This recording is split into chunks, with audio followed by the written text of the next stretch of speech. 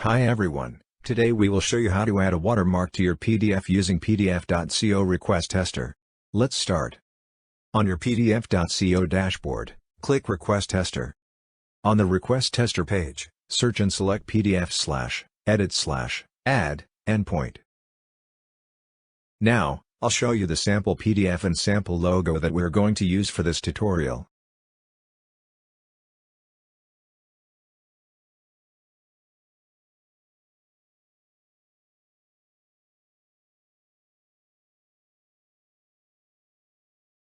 Let's now run the request tester.